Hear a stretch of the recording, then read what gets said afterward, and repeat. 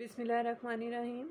Dear students, Assalamu alaikum. This is biology class for grade 9 and I am here like always Ms. Zebunsa, your biology teacher. उम्मीद करती हूँ कि आप सब बिल्कुल ठीक होंगे, हंसते मुस्कुराते. Students, we are doing chapter number 7 with the topic bioenergetics. Today we are going to start the next topic, that is respiration. ये शुरू करने से पहले हम एक मेजर डिफरेंस मैं आपके साथ डिस्कस करूँगी जो फोटोसिंथेसिस में और रेस्पिरेशन में. ठीक है, फोटोसिंथेसिस हम कर चुके हैं. उसमें क्या है, photosynthesis is a food making process. Clear? Simple से 2-3 डिफरेंसेस हैं जो आपने माइंड में रखने हैं और इसके अगर आप इसको याद रखेंगे तो आपके लिए ये it will be easy for you to understand it. So first difference, photosynthesis is a making of food process, यानी उसमें प्लांट्स जो हैं वो फूड प्रिपेयर करते हैं. Respiration, you can say the breaking down of that food और you can say oxidation of glucose. क्यों glucose हमने क्यों कहा कि जो सिंपलेस्ट फॉर्म है फूड की जो प्लांट प्रिपेयर करते हैं that is glucose. So what is first difference? Photosynthesis is the making of food in the form of glucose by the plants and respiration is the breaking down of that glucose by the process of respiration. ठीक है, first तो ये इसका process है. और फिर एक आपको मैं रिमाइंड करवाऊँ कि हमने फोटोसिंथेसिस में पढ़ा था कि जब ATPs बनने होते हैं तो उनके बनने के लिए जो एनर्जी होती है that comes from the food stuff made by the plant, यानी जो खुराक पौधे बनाते हैं ATPs को बनाने के लिए जो एनर्जी आती है वो कहाँ से आती है, जो फूड से. अब ये कि वो एनर्जी रिलीज़ कैसे होती है, कौन सा ऐसा प्रोसेस है जो उस एनर्जी को रिलीज़ करते हैं, that is the process of respiration. Clear? तो वो जो एनर्जी रेस्पिरेशन के प्रोसेस के through, respiration is actually the breaking down of food. तो वो जब एनर्जी वो रिलीज़ होती है वो ATP में बनाने के लिए, और फिर जब फर्दर प्लांट को अपनी एक्टिविटी करनी है, उसने उसकी ग्रोथ होनी है और उसके सारे प्रोसेस जो हैं ग्रोथ में, ड्यूरिंग द ग्रोथ उसमें रिप्रोडक्शन भी आ जाता है, मूवमेंट भी आ जाती है प्लांट की, तो वो जो है उसमें फिर ATP की एनर्जी यूज़ होती है. क्लियर? तो ये 2 मेजर प्रोसेस है. और आपको पता है जो भी ऑर्गेनिक कंपाउंड है या फूड है या जो हम फ्यूल यूज़ करते हैं उसमें कार्बन और हाइड्रोजन बॉन्डिंग होती है. ठीक है, जितने भी ऑर्गेनिक, क्योंकि फ्यूल जो है ये नेचुरली अक्रिंग है और जो भी कुदरती तौर पे जैसे गैस है, पेट्रोलियम है, नेचुरल गैस, पेट्रोलियम, ये कोल है, कोयला, ये क्योंकि ज़मीन से निकलते हैं. और आपको पता है these are the remains of living organism, यानी वो प्लांट्स के रिमेन से या एनिमल्स के जिससे वो फ्यूल बना ज़मीन में और अब हम उन्हें जो है यूज़ करते हैं एज अ फ्यूल.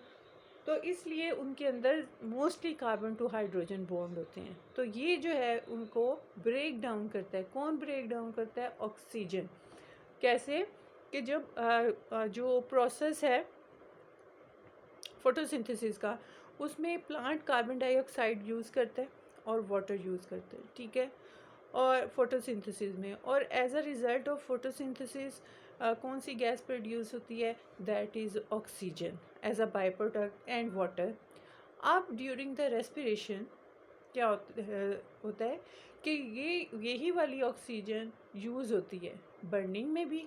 अगर फ्यूल्स को बर्न करते हैं, जो मैंने आपको बताया वो भी ऑर्गेनिक कंपाउंड है, तो ऑक्सीजन यूज़ होती है उन कार्बन और हाइड्रोजन बॉन्ड्स को ब्रेक डाउन करने के लिए. उसे हम ऑक्सीडेशन कहते हैं.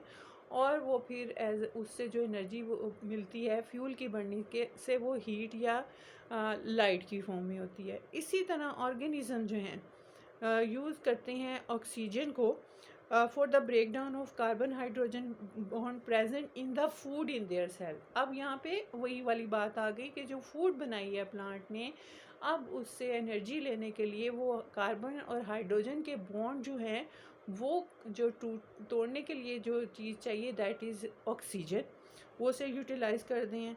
और जो उसे ब्रेक डाउन से एनर्जी यूज़ होती है वो फिर ट्रांसफ़र होती है एटीपी में, ठीक है, वो एटीपी बनाने में। और जब एटीपीज बन जाते हैं तो they are use for the growth of plant and for all the activities.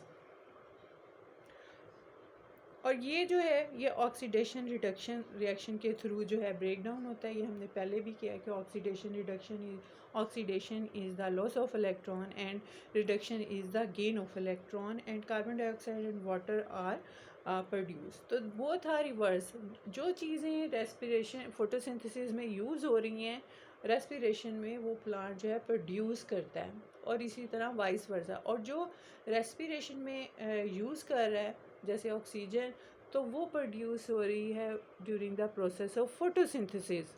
Clear? तो ये थोड़े से मेजर डिफरेंसेस हैं जो फोटोसिंथेसिस में और रेस्पिरेशन में एक दूसरे के रिवर्स चल रहे हैं। इससे आपको और ये जो इससे क्या है बेसिकली ये एनर्जी यील्डिंग प्रोसेस है, क्योंकि ये ब्रेक डाउन कर रहा है कार्बन हाइड्रोजन बॉन्ड को, तो इसको हम कहते हैं सेलुलर रेस्पिरेशन। क्लियर जी?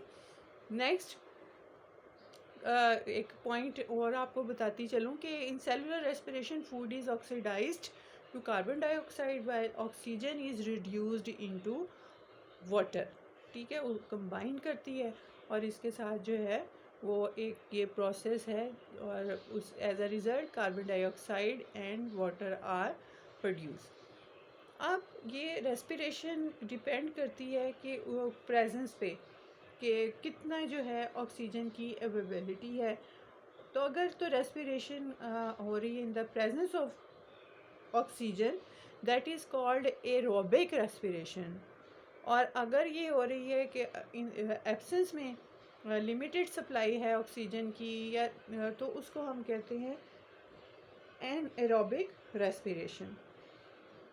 तो आज फर्स्ट हम करेंगे एरोबिक रेस्पिरेशन। इसमें क्या होता है कि बेसिकली ऑक्सीजन की प्रेजेंस में ग्लूकोज जो है वो कम्प्लीटली ऑक्सीडाइज हो जाता है। कम्प्लीटली ऑक्सीडाइज होने का मतलब है कि वो कार्बन डाइऑक्साइड और वाटर में कन्वर्ट हो जाता है ग्लूकोज। ग्लूकोज का फार्मूला क्या है? C6H12O6।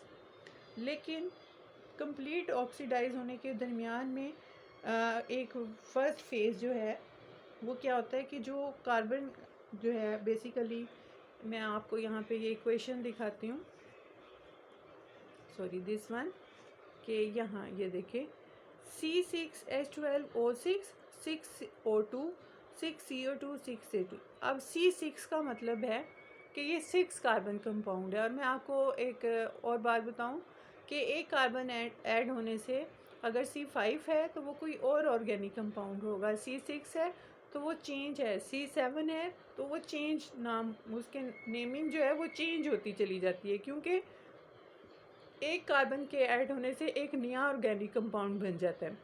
तो इंशाल्लाह जब आप 10th में हम ऑर्गेनिक कंपाउंड करेंगे तो इसकी डिटेल आपको पता चलेगी कि अगर 1 कार्बन हो तो मीथेन होता है, 2 कार्बन हो तो ethane, propane, butane, heptane, hexane, ये सारे जो हैं different number of carbon atom पे उनकी नेमिंग डिपेंड करती है। We are doing aerobic respiration. So in first step, glucose oxidize into a molecule of glucose is broken down into 2 molecules of pyruvic acid। ये एक 3 carbon compound है। अगर आपको dark reaction में, जैसे हमने अभी पहले इससे पहले डार्क रिएक्शन में किया कि 2 मॉलिक्यूल्स प्रोड्यूस होते हैं 6 कार्बन कंपाउंड के 12 से, और पहले एक टेम्परेरी बनता है वो टूटता है तो 3 बनते हैं। तो इसी तरह रेस्पिरेशन में ग्लूकोज जो है ब्रेक डाउन होता है 2 molecule of 3 carbon pyruvic acid में। सेकंड फेज़ में क्या होता है कि जो मॉलिक्यूल होते हैं पायरुविक एसिड के वो कम्प्लीटली ऑक्सीडाइज हो जाते हैं। और इसका क्या मतलब है कि जितने भी कार्बन और हाइड्रोजन के बॉन्ड प्रेजेंट हैं उसके अंदर वो टूट जाते हैं, और कार्बन डाइऑक्साइड और वाटर जो है प्रोड्यूस होते हैं और एनर्जी रिलीज़ होती है। और उसका रिएक्शन अभी आपको मैंने दिखा दिया। So this is aerobic respiration in which complete oxidation of glucose takes place into carbon dioxide and water. लेकिन ब्रेक डाउन होने से पहले उसके ग्लूकोज के 2 मॉलिक्यूल्स बनते हैं पायरुविक एसिड के, और पायरुविक एसिड क्या है, 3 कार्बन कंपाउंड है. That's all for today. Have a nice time. Allah Hafiz. Tomorrow inshallah we will do the anaerobic respiration.